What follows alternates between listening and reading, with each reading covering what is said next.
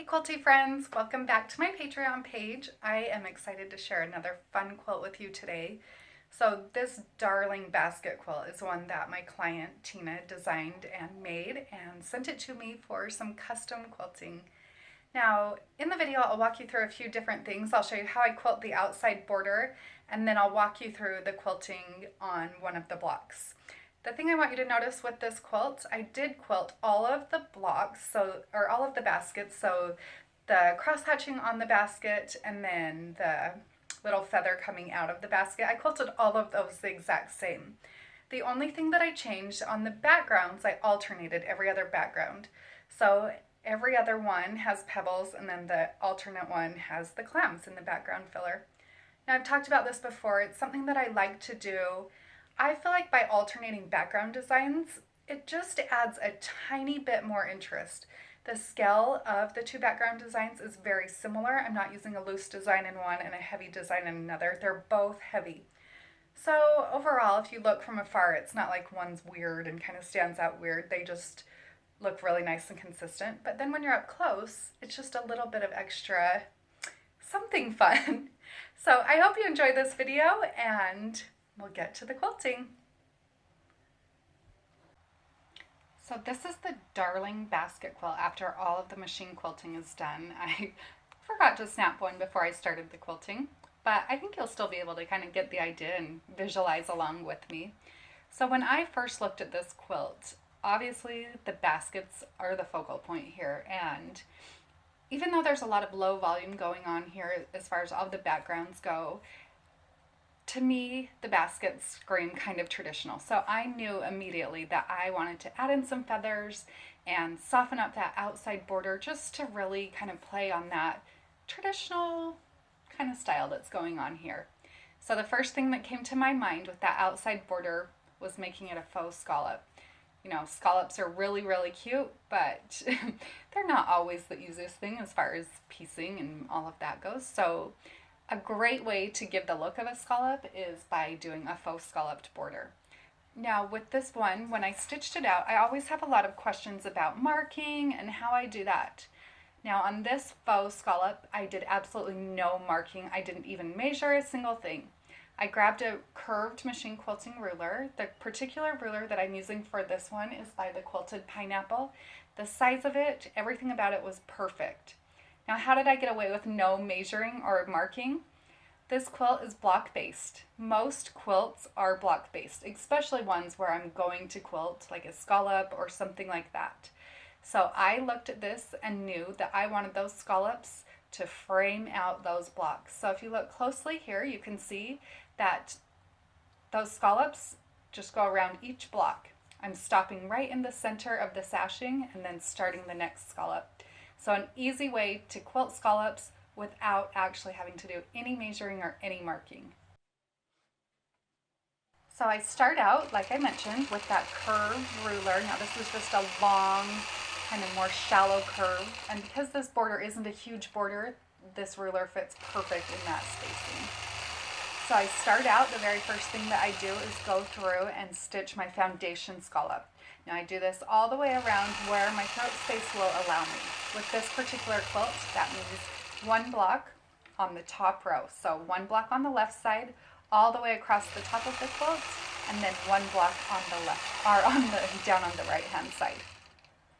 After I have completed that first scallop, now I'm using the edge of my ruler as a guide, and I'm stitching a second scalloped line around the outside of the first scallop. Because I'm using the edge of my ruler as my guide, my scallop lines are 1/4 of an inch apart. Now that little space in there is something that I really like to do.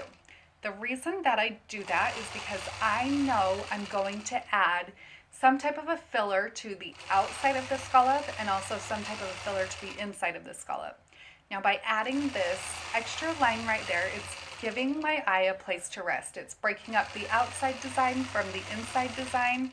Though I can have two completely different designs right there and it's not going to feel like they're running into each other or one's too powerful for the other. It's just a perfect little place for my eye to rest.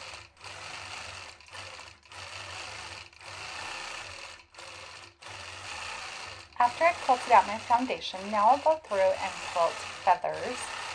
through that top area. Now you can see here that I'm choosing to do the bump back feathers. I think for this quilt they're just a little bit more elegant, so I like the look of them in here. Now something to notice, I am quilting just a half feather through that area. When I'm quilting a half feather, especially on a design like this where the quilt is non-directional, I will make the feathers appear as if they're going clockwise around the quilt. It's a really natural eye for our natural way for our eyes to see going clockwise. You know, we read that way. So anytime that I'm doing a directional border design like a feather, I'll choose to make them clockwise.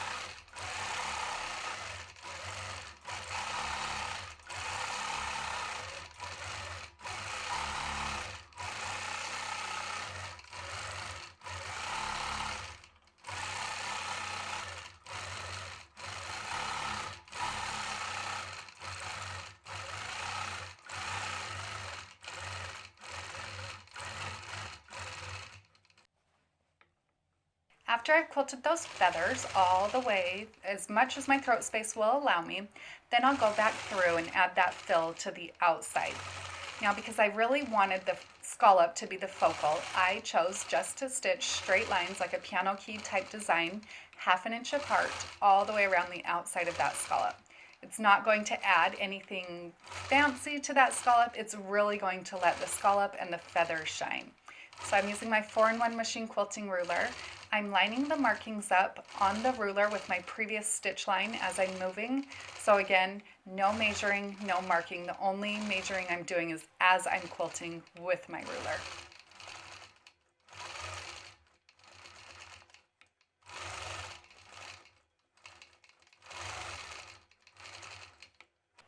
After I've stitched out everything around that top outside border, now I'm going to move on to the blocks. Now I'm just going to show you how I've quilted one of the blocks. Like I mentioned in the introduction, I quilted all of the blocks the exact same. I just alternated background fillers. So down in the base of the basket, I chose to stitch out this straight line, similar design to what's going on in that outside border. You know, I didn't want anything here that's really going to take away, so I felt like playing off of the outside was a really great, safe idea. Then through the center, I chose to quilt fun cross-hatching.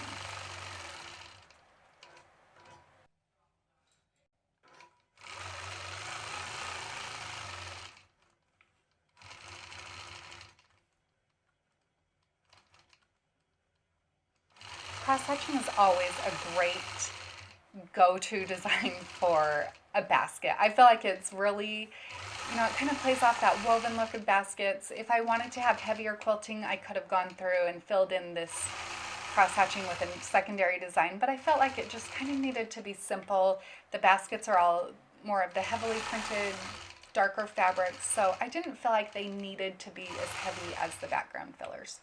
My spacing here, the lines are all 1 inch apart, so you can see that I'm just using my ruler. I'm not doing any marking ahead of time. I personally, when I am doing ruler work, I like to push the ruler away from my body. It's more natural that way. So you can see here that I started down at the bottom and then pushed away towards the top. Then I worked my way back through using the side of that pieced basket as my first guide, and then stitch those lines 1 inch apart. When I move up to the top, then I'll stitch this fun little feather motif in the top area. Around the outside of the feather, I chose to add a small echo line. Now this line's probably only about 1/8 inch on the outside of that feather, but because I, again, decided, or I knew ahead of time that I was going to quilt a heavy background filler around that tiny little space just gives my eye a place to rest and doesn't make it look like the background filler and the feather, everything's just rushing together. You know, sometimes it can just be too much, so I feel like having a little place for your eye to rest is a good thing. After I've stitched out this feather, then I go through and quilt those pebbles as a background filler. Pebbles are one of my favorite background fillers, and they just seem to work really great here. Like I mentioned, I quilt those out in every other block, alternating with the clams in the other blocks to really give it a lot of fun, interest, and detail.